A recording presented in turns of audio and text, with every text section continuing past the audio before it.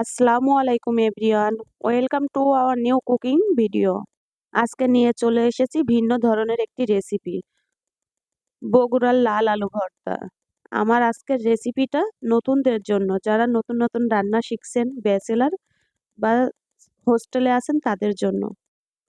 নতুনরা এখান থেকে রেসিপিটা শিখতে পারবেন এবং চটজলদি বানিয়ে নিতে পারবেন বগুড়ার লাল আলু ভর্তা।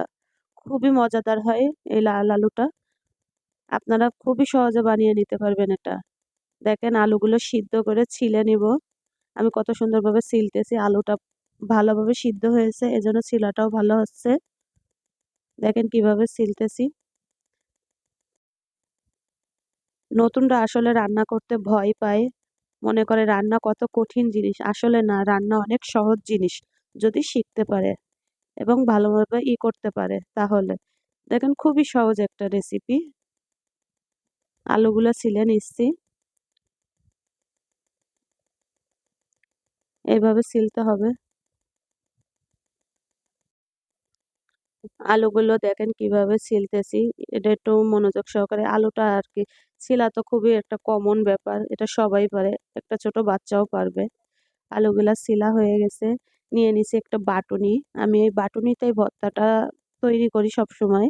যে কোনো ভর্তাই আর কি বাটুনিতেই করি, তাহলে আর কি ভর্তার স্বাদ দ্বিগুণ হয়ে যায়। দেখেন আমি আলুগুলো সব ছিলে এখানে দিয়ে দিতেছি। আলুর সাথে দিয়ে দেব কিছুটা ধনেপাতা। ধনেপাতা দিলে আলু ভর্তার স্বাদ আরো বেড়ে যায়। আলু ভর্তাতে ধনেপাতা দিলে খুবই ভালো লাগে। কার কার পছন্দ জানাবেন, আর কে কে এভাবে খান। দেখেন নতুনদেরকে বলতেছি, আপনারা এইভাবে ধনেপাতাটা কাইটে নিবেন। কারণ অনেকেই আছে যে বটিতে বসতে পারে না বা কাটতে পারে না, নিচে বসতে পারে না, কিভাবে কি করব। তাদের জন্য আমি তো প্রথমেই বলছি যে আজকের রেসিপিটা নতুনদের জন্য।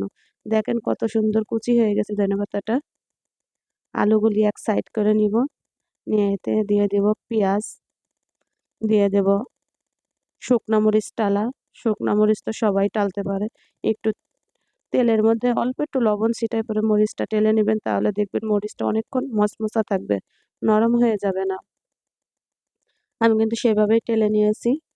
দেখেন আমার মরিচের গায়ে কিন্তু লবণও লেগে আছে, তাহলে মরিচটা অনেকক্ষণ মচমচা থাকবো। দিয়ে দেব কিছুটা পেঁয়াজ, বেশ কিছুটা পেঁয়াজ, মানে পরিমাণটা একটু বেশি দিলে ভর্তাটা ভালো লাগে। ব্যাস, এবার দিয়ে দিলাম 1 চামচ লবণ। এবার ডলাডলির কাজ, এইভাবে ডলাডলি করবেন। দেখেন এইভাবে ভালোভাবে একটু ডলাডলি করলে আর কি ভর্তার স্বাদ আরো বেড়ে যাবে। দেখেন কিভাবে ডলতেছি।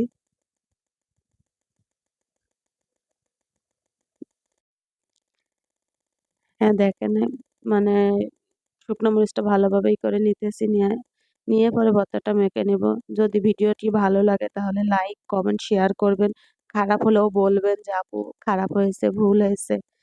আমি আপনাদের উপরে অনেক প্রত্যাশী, আপনারা বলবেন, জানাবেন। কারণ শিখার তো কোনো শেষ নেই, শিখার কোনো বয়স নেই। আর আপনারা কে কিভাবে বানান আমাকে জানাবেন, আমিও সেইভাবে বানাবো, শিখবো, জানবো। দিয়ে দেব কিছুটা সরিষার তেল, পরিমাণ মতো। আপনারা যে যেমন খাবেন সেই অনুযায়ী দিবেন, বা উম, যে পরিমাণে ভর্তাটা করবেন সেই অনুযায়ী আপনাদের স্বাদ অনুযায়ী দিবেন। আমার ভর্তাটা একটু বেশি, এজন্য আমি একটু বেশি করেই দিলাম। দেখেন আলুগুলো আমি মথে নিচ্ছি, কিভাবে মথতেছি। আলুগুলো এভাবে হাত দিয়ে মথে নিচ্ছি। দেখেন আমার আলুগুলো মানে ভালোভাবে সিদ্ধ হয়েছে, এই জন্য আর কি হাত দিয়ে এভাবে ডলা দিতেছি, হয়ে যাইতেছে। আর এই বাটুনিতে ভর্তাটা এভাবেই করতে হয়, এভাবে করলে ভালো লাগে।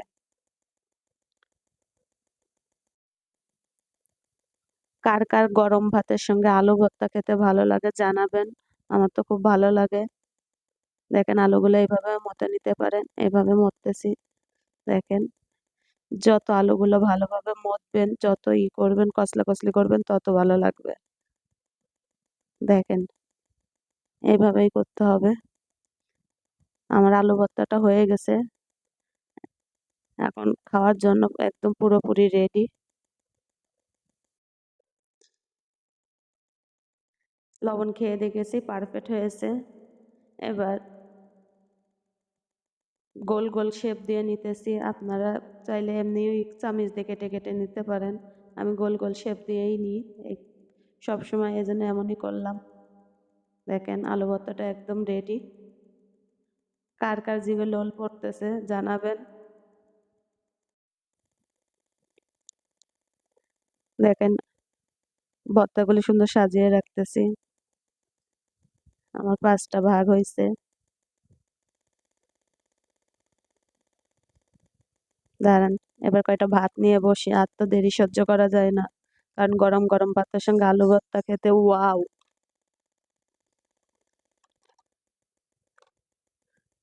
দাঁড়ান ভর্তাটা খেয়ে দেখি কেমন হয়েছে, খেয়ে আপনাদেরকে জানাচ্ছি। জাস্ট ওয়াও, ভর্তাটা অসাধারণ হয়েছে, অসাধারণ। মাশাল্লাহ মাশাল্লাহ, অনেক সুন্দর হয়েছে। আলহামদুলিল্লাহ, অনেক ভালো হয়েছে। আপনারা সবাই লাইক কমেন্ট শেয়ার করবেন। আল্লাহ হাফেজ।